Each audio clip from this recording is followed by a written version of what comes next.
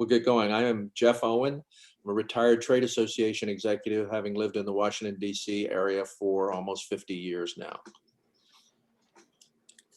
Hi, I'm JC Polanco. I'm an attorney from New York City and I live in the Bronx. Can't wait to hear your presentation. Thank you. Hi, I'm Ellen Iwamoto. I'm the Director of Civics Programs at Annenberg Public Policy Center at the University of Pennsylvania. And good luck. Congratulations on being at the Invitational. So could you introduce yourselves and your teacher, please? Hi, my name is Riley Didcott. Hi, my name is Lily Fu. Hi, my name is Olivia Gangster, and we go to RFB Middle School and our teacher is Ms. Hall. Great. Well, welcome. I'm going to read the question. Unit 6, what are the responsibilities of citizens? Question 1. According to the American Immigration Council, immigration law in the United States has been built upon the following principles: the reunification of families, admitting immigrants with skills that are valuable to the U.S. economy, protecting refugees, and promoting diversity. Does today's immigration policy reflect these principles? Why or why not? What are the major cultural and political issues regarding immigration that face America today? What changes, if any, should be made to our current immigration policy?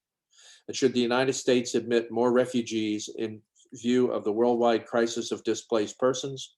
Why or why not? Please begin. As President John F. Kennedy once said, everywhere, immigrants have enriched and strengthened the fabric of American life. The United States reflects many good principles such as reunification of families, admitting people with good skills, protecting refugees, and promoting diversity. We as a country are even known as a nation built on immigrants. While our country was young, we had many immigrants from all over the European continent dotted across the land, such as the Spanish in Florida, the British in New England and Virginia, the Dutch in New York, and the Swedes in Delaware. The United States immigration policy we have today is based off the Immigration and Nationality Act of 1965, which abolished an earlier system based on national origin and established a new policy based on reuniting families and attracting skilled labor to the United States. In the first 5 years of the bill's passage, immigration to the United States has from Asian countries such as Vietnam and Cambodia would more than quadruple. Immigration can lead to greater diversity, which is controversial. The United States experienced significant waves of immigration during the colonial era, from 1880 to 1921.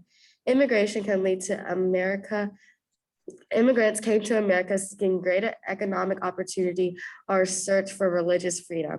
At the beginning, the majority of immigrants came from Europe. Today, the United States roughly has 85.7 million immigrants. Today, the majority of countries' immigrants come from Latin America and Asia. The United States has had mixed feelings on immigrants. In 1902, the Chinese Exclusion Act made Chinese immigration permanently illegal for 10 years. In 1983, the 1983 Immigration and Nationality Act passed with the goal of reuniting immigrant families and attracting skilled labor to the United States.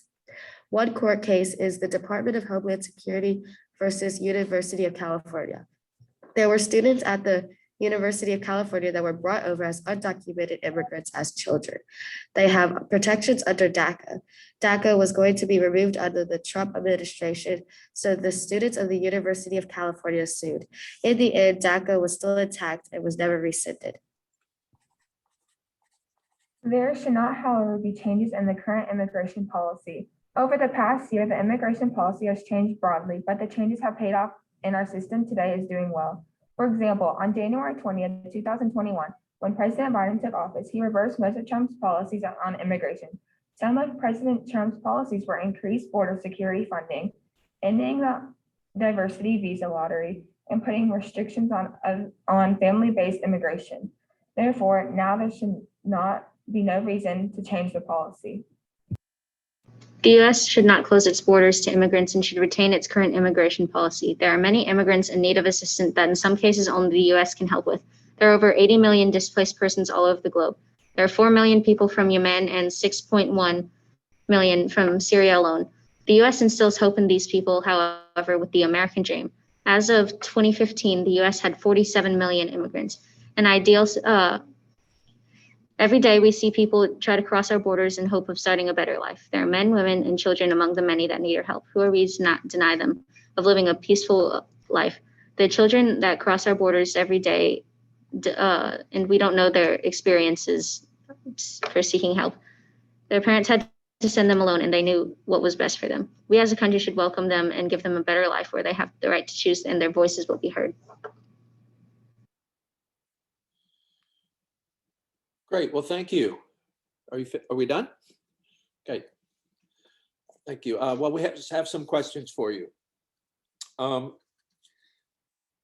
You talked about open borders and welcoming, but I'd like to talk about the wall. Ask you to talk about the wall. Should the U.S. build a wall along our border with Mexico to help stop the inflow of illegal immigration? Why or why not? I do not think that there should be a wall because I feel like we would need, like, if we wanted more people to enter, then like the immigration, like we would want more population and like. To add on to that, I also agree that there should not be a wall built since the wall was built to prevent immigrants from coming over. The immigrants will always like find a way to come over, whether it's like on a plane or something. And the wall will prevent like trade or easy traveling, and it would just be inconvenient. I have some controversies to that because the wall will also help regulate the flow of immigrants and stop illegal immigrants or people that have done injustice from entering our borders without documentation or process or practical investigation of them to make sure they're good people that need to be admitted into the United States.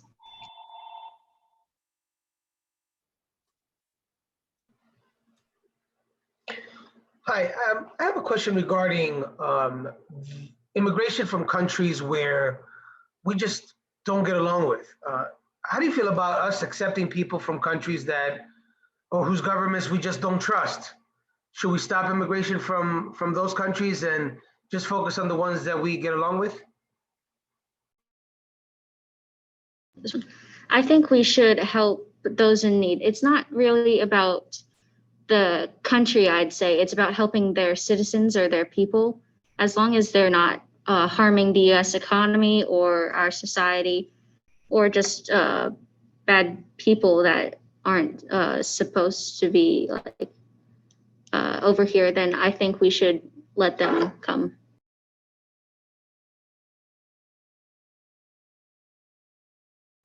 Thank you. Sorry. We talked about the federal government's policy. Do you think state governments should be able to regulate immigration, and why or why not? I do not think state governments should be able to regulate immigration because immigration is a bigger topic that the national government takes on, because if one state allows immigrants to come over, one state doesn't, it's just really inconsistent in our nation.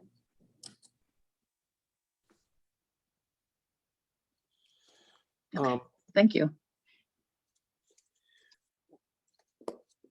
What is government's role in helping immigrants find employment and housing once they're here? Or is there one?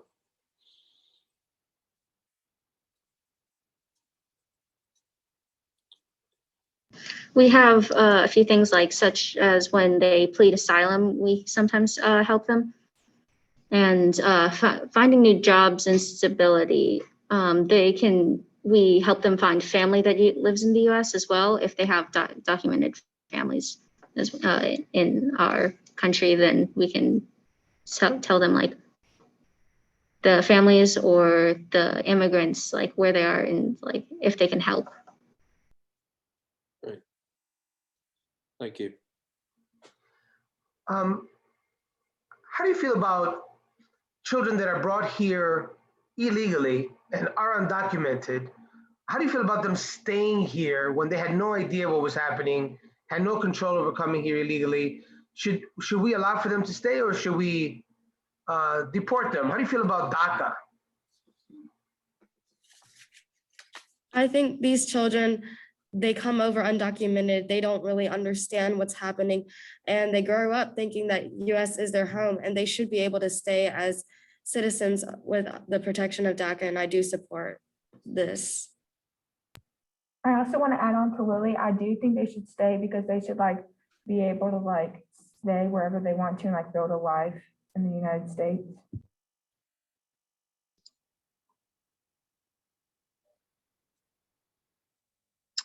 Okay. Do you think we should encourage new immigrants to become US citizens, and why or why not? I think we should encourage new immigrants to come over to attract skilled labor, or attract people coming over can share their ideas like in medical advancements, or it would just help the nation benefit because they can share their progress.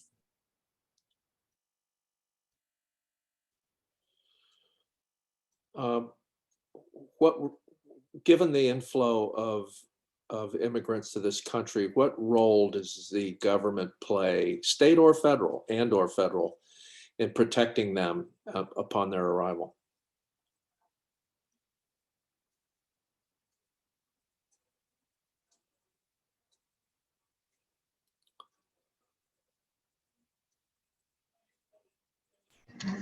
Can you restate the question? Yes, I'm interested in safety issues for people who've just come to this country and they don't know anybody and they're here.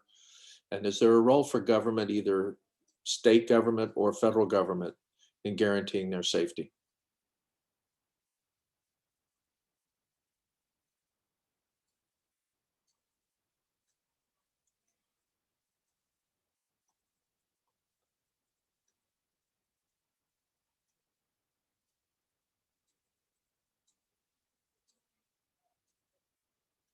Any thoughts?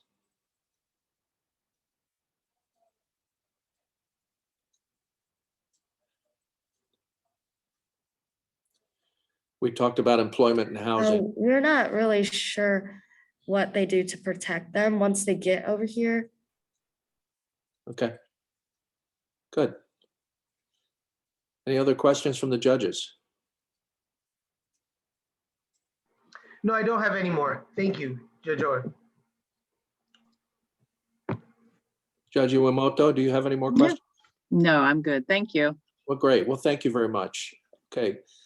So thank you for your presentation. I thought your teamwork was good, and I appreciate your comments on DACA, and you touched a little bit on the political issues and the various struggle that we're having with trying to come to grips with this set of issues. And I appreciate your conversation on the wall. I thought that was enlightening. So thank you very much.